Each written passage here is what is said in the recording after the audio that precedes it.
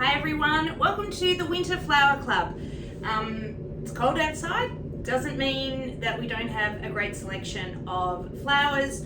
Spring is coming up where all the pretty cottagey, roses and sweet peas and all those kinds of things will be coming.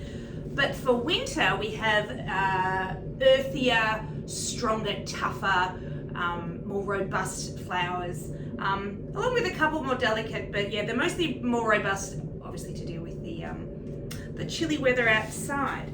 So this is just a handful of my favourite things. This is what you'll all be getting tomorrow or Thursday, depending on where you're located. Some beautiful after dark foliage. It's a type of tea tree. It's magnificent. When it flowers, it's got little white flowers, but it's mostly used for its beautiful plum purple leaves. Gorgeous. Then we've got some thrip, good old Thryptomene. It's an Australian native. Long lasting, gorgeous, very pretty. I think it's quite delicate, but very hardy. We've got some stocks, beautiful stock flowers. Now they smell like nutmeg. I adore them. Yours might have roots on the end like these ones, but we'll be cutting those off.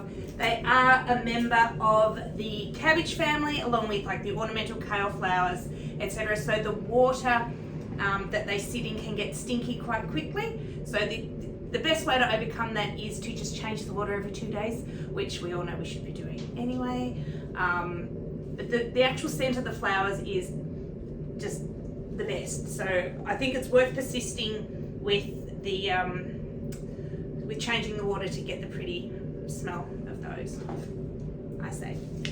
And then we've got some Banksias. Look at these, magnificent, gorgeous. So you'll each get 3 stems of Banksia, a bunch of stocks, a bunch of thrip, and a bunch of the tea tree after dark. So it's all Australian natives except for the stocks, but they're boring. So as per usual, you'll prepare all your flowers first and your foliage first. Anything below the waterline is going to be removed and cleaned off. You might want to use a glove for the thrip, or maybe even your rose strippers, because they it's quite woody and it can be a bit hard on your hands. I've got tough old hands that are just disgusting, but I still use gloves with thrip because after a while it hurts. So there you go. There's no shame in wearing a pair of gloves. What else do you want to tell you?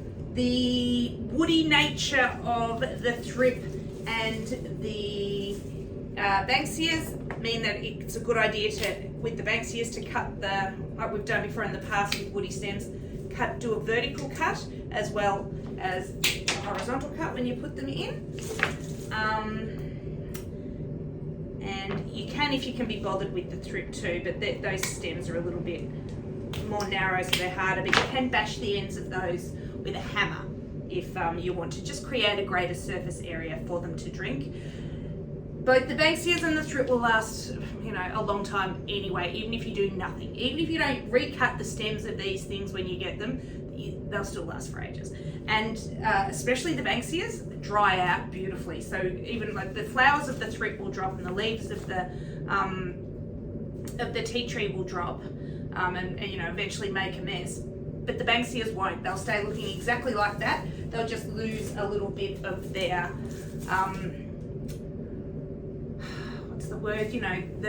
their brightness, their vibrancy. They'll lose some vibrancy, but other than that, they'll look the same. So yeah, they're a good one that you can just stick in a vase on their own. Once everything else is dead and buried, you can keep those nice dried flowers.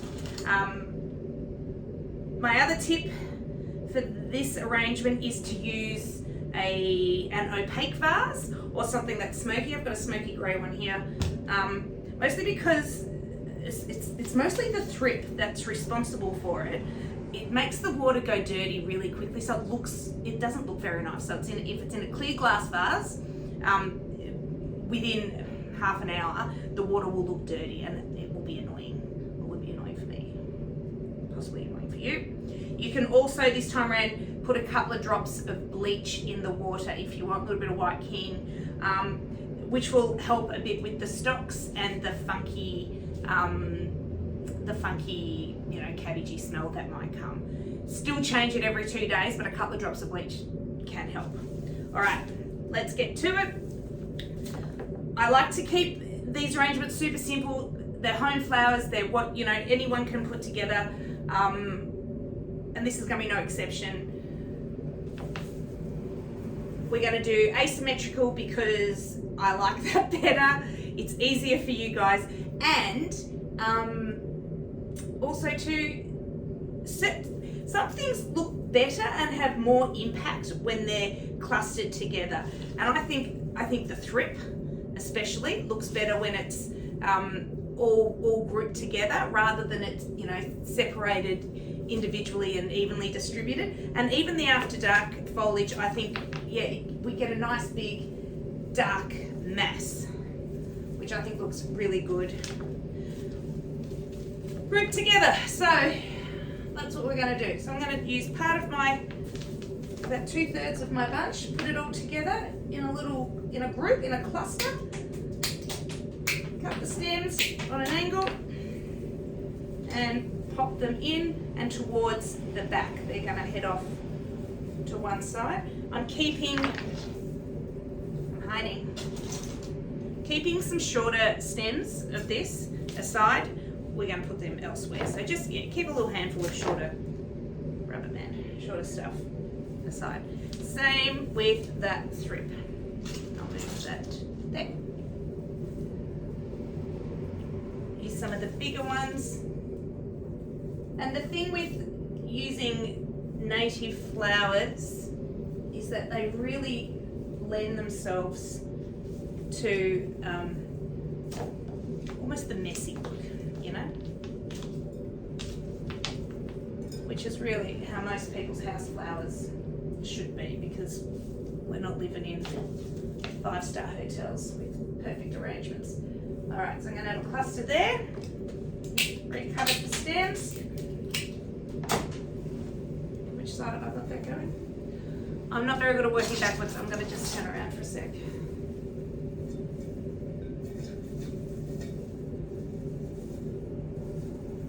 Oops. 1, 2. See? The after dark on one side and the thrip on the other. Kept aside a few little bits for primping later. Time for the stalks. You'll strip all the lower leaves off as per usual. The other thing with stalks, these are some caterpillars eating the leaves of mine. These have been grown on Santo Spirito Flower Farm in Torquay in Victoria, local. They were cut yesterday, shipped to the flower market overnight, and in your doorsteps tomorrow. So these traditionally don't have a hugely long vase life, like about 5 to 6 days. If you were to buy them, the fresher you buy them, the longer they last, obviously. So you should get a good 5 to 6 days out of these, as long as you do a few things like change the water and remove the flowers from the leaves from up near the flower heads. They really like having some oxygen and air circulation. So the leaves aren't, an especially fabulous feature of stocks. So it doesn't even matter if you want to remove all the leaves, especially if they've been eaten by caterpillars like mine have.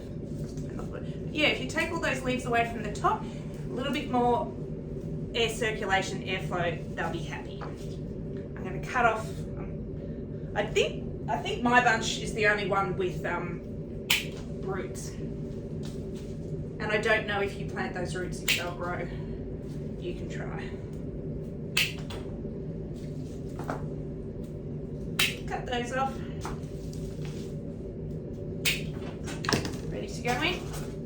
Now, where am I going to put them? I think they'll go on this side. I think I'll put them on the same side as my After Dark. And when you cut them, be better than me. And I just sort of cut them without paying any attention, but you can cut them at all different lengths so that you can stagger them. 4, 5, 3, 4, 5. All right. And then lastly, we've got our 3 Banksias. And I'm going to put them all together on this side.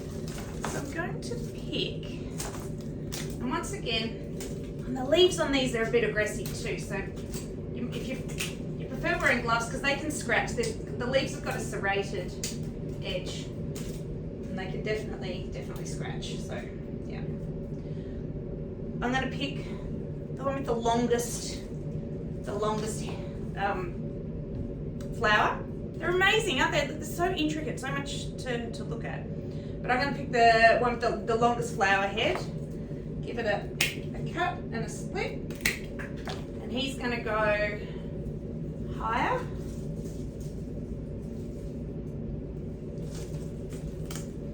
Just visually, if you have things going from longer to rounder, it creates a better visual effect.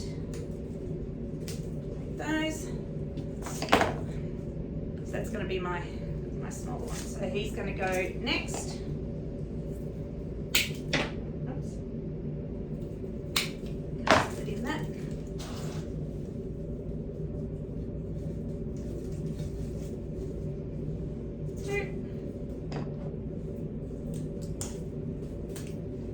And normally I get my natives from a grower in Borneo, but these have actually come from WA because my order wasn't ready. So these are, yeah, they're still Australian grown, so no chemicals or anything added to any of this stuff. No fumigation at customs or anything.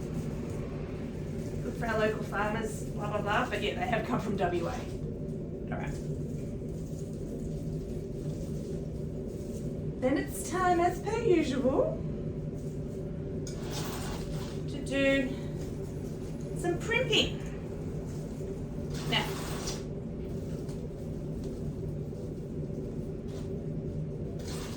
at the front here, doesn't look that great because there's you can see the nudie rooty stems of the stalks. So I think on there I might use some of the smaller bits of thrip. It's always nice to finish things off well with some neatness. I'm going to just tuck them in there. So that fruit then covers the stems of the stalks. And then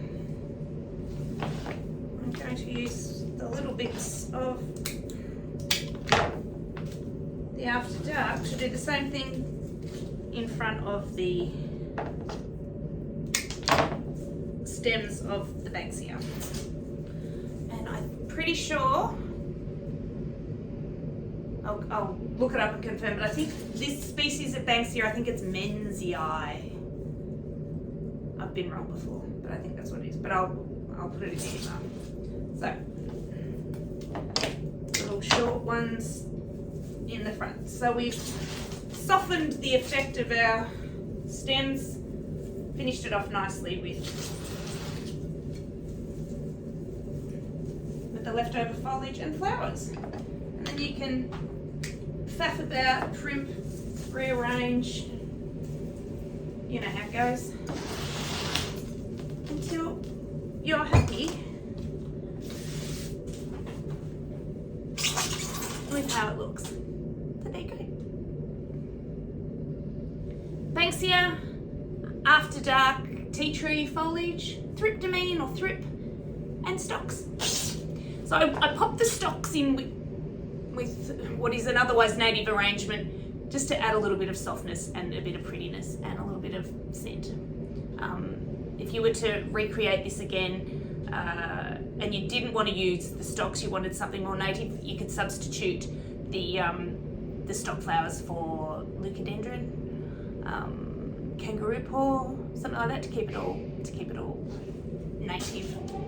But this is what we've got. And you can obviously also keep the stocks out, put them in a vase separately on their own, and just have all the native flowers in one vase. They're your flowers, up to you, do what you like. But this is just one suggestion, as per usual. Thanks again. Enjoy, have fun. Your flowers are being delivered either Wednesday or Thursday, depending on where you live, or Melbourne people get theirs tomorrow on Wednesday, Mornington Peninsula get theirs on Thursday. I've got my trusty daughter doing all my Melbourne deliveries tomorrow for me. So that's who's dropping them off. So I hope you all get them in one piece. You will. It's fine, just jokes. Have a great week. Enjoy. Don't forget to tag me in your creations if you post them on social media. Send me photos. Ring me if you've got any questions. Yeah, always happy to chat. All right, guys. See ya. Bye.